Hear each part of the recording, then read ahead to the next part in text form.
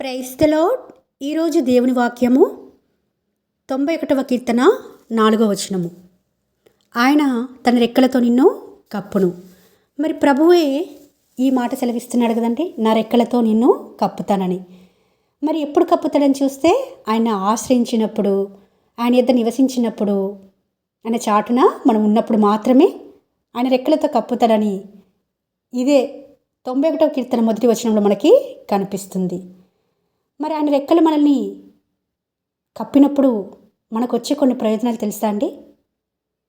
మత్తయి సువార్త 23:37, లూకా సువార్త 13:34 ప్రకారం చూస్తే మన ఆపదలలో ఆయన దాచిపెడతాడండి. ఆయన రెక్కల క్రింద వచ్చినప్పుడు మాత్రమే మనం దాచబడతాము. ఆ అపాయాల నుంచి, ఆపదల నుంచి మనం తప్పించబడతాము.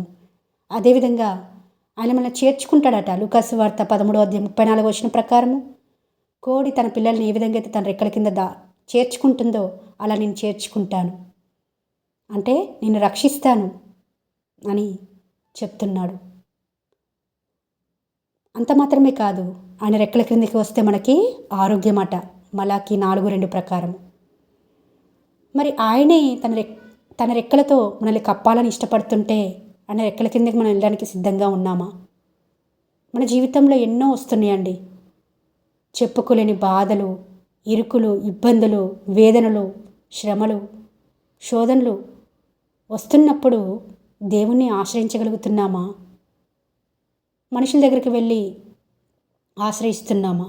ఈ రోజున దేవుడు ఈ వాగ్దానం ద్వారా మనందరితో స్పష్టంగా మాట్లాడుతున్నాడు. ఆయన రెక్కలతో మనల్ని కప్పాలని ఇష్టపడుతున్నాడు. ఆయన రెక్కల కిందకి మనం వెళ్తున్నామా? అంటే ఆయన సన్నిధికి మనం వెళ్తున్నామా? ఆయన ఆశ్రయిస్తున్నామా? మహోన్నతిని చాటు నివసించేవాడే సర్వశక్తి నీడను విశ్రమించేవాడని ఉంటుంది. 91వ కీర్తన 1 వచనంలో ఆయన ఆశ్రయించాలి, ఆయన చాటున మనం నివసించాలి. అప్పుడు మాత్రమే ఆయన తన రెక్కలతో మనల్ని కప్పుతాడు. ఆపదలలో, అపాయాలలో, శోధన కాలాల్లో మనల్ని తప్పించి, రక్షించి చేర్చుకుంటాడు. ఆ విధంగా దేవుడు చెయ్యాలని ఇష్టపడుతుంటుండగా మనమే చాలాసార్లు తప్పిపోతూ ఉంటామండి. దేవుని మాటను పెడచెవిన పెట్టి మన ఇష్టానుసారంగా జీవిస్తూ ఆయన రెక్కల క్రిందకి వెళ్ళలేకపోతుంటున్నాం. కాబట్టే సాతాను కబంధ హస్తాలు చిక్కుకొని మన జీవితాలలో శ్రమలను మనం ఏరుకోరి తెచ్చుకునేవారుగా ఉంటున్నామని, ఈ రోజున నా రెక్కలతో నేను కప్పుతాను, కాకపోతే నువ్వు నా రెక్కల క్రిందికి రావాల్సి ఉంటుంది. నా ప్రియ సహోదరుడా, నా ప్రియ సహోదరి, ఈ రోజున ఈ వాక్యం ద్వారా మనతో దేవుడు స్పష్టంగా మాట్లాడుతున్నాడు, పిలుస్తున్నాడు.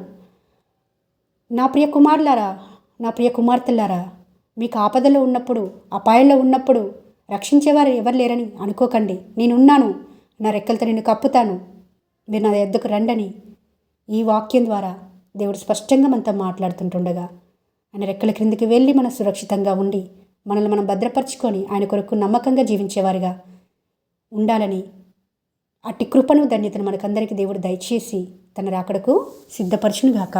ఆమేన్.